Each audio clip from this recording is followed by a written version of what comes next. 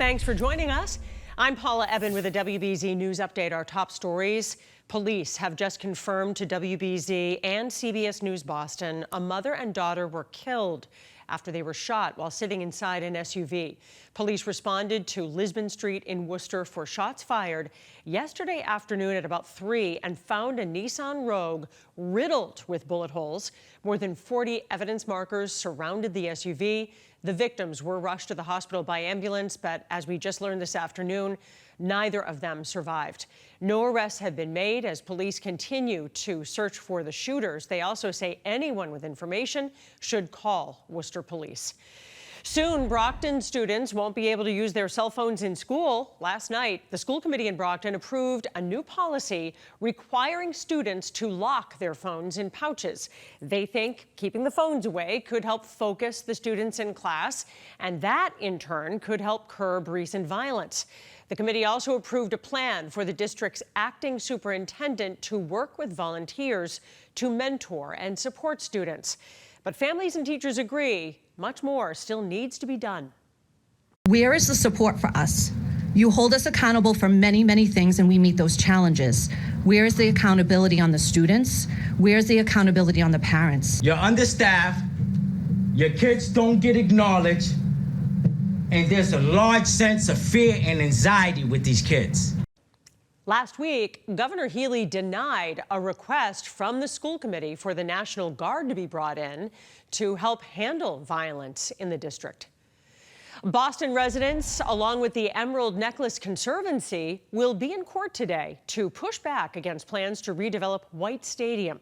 Now, the group says the city's plan to turn the stadium into a home for a new professional women's soccer team is unconstitutional. They say the facility is built on public land and held in a trust for the residents of Boston. They argue that making it private would displace public school athletes and other community events. We have an next weather alert. We are getting ready for flooding rains. Let's get a check of the forecast and the timing with meteorologist Jacob Wycoff. So the really heavy stuff arrives into the overnight, really between about 9 p.m. and 3 a.m. That's when some of us may actually be woken up by the rain. It's going to be that heavy at times. When all is said and done, you're talking 2 to 3 inches of rain. Behind this, winds will be gusty, 30 to 45 plus miles per hour.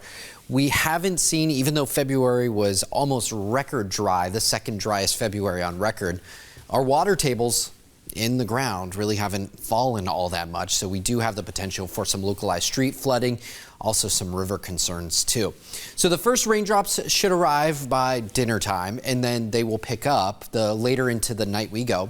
Pausing this at about 10 o'clock, you see some of those light to moderate, even heavy showers entering into New England. There will be a brief time when the rain will be torrential, and that is when I would expect to see the streets, if you don't clean out your storm drains, that runs into some issues. But we will hold on to some of the rain into Thursday with this system finally departing the area. It's still bringing some instability to us, and so there will be some leftover showers that will be in place through Thursday. Definitely not the main event by any means, but it's not a dry Thursday by any means.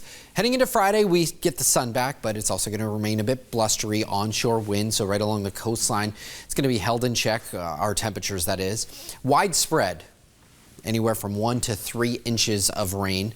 And so this is going to cause the issues. I think we've kind of backed off from maybe the highest totals of 4+ inches, but certainly 2 to 3 inches are possible, and we could see some locally higher amounts there.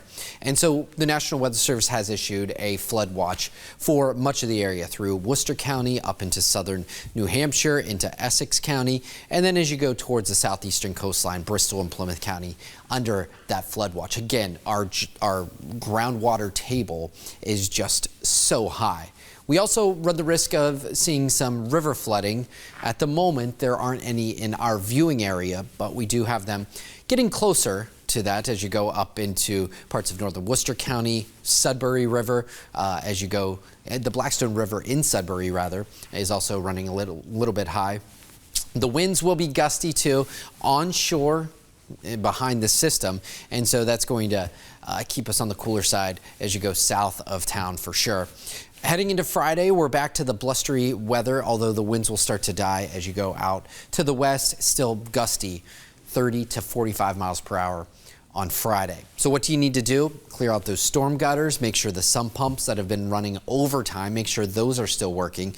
And if you do encounter a road that has that water on it, please avoid it. We like to say turn around, don't drown, because many times folks drive in that and they get kind of swept away. So please avoid that if possible. High pressure builds in for Friday and Saturday. Then we watch our next system move in for Sunday. We could see a couple of snowflakes on the northern end of this as you go into northern New England. But for us, this is a rainmaker, especially late Saturday into Sunday morning, right on into the afternoon. We're overcast right now. Temperatures are in the upper 40s and low 50s. We're at 50 degrees right now in Boston, 40s as you go out towards the Cape and Islands. There is the cloud deck that is in place at the moment. Here's our 7-day forecast. We have temperatures getting back into the upper 40s for highs tomorrow. Upper 40s for Friday with some sunshine, and then clouds arrive back again heading into Saturday. Split weekend ahead with rain moving back in heading into Sunday. Paula? All right, Jacob, thanks. I'm Paula Ebben. This has been a WBZ News Update.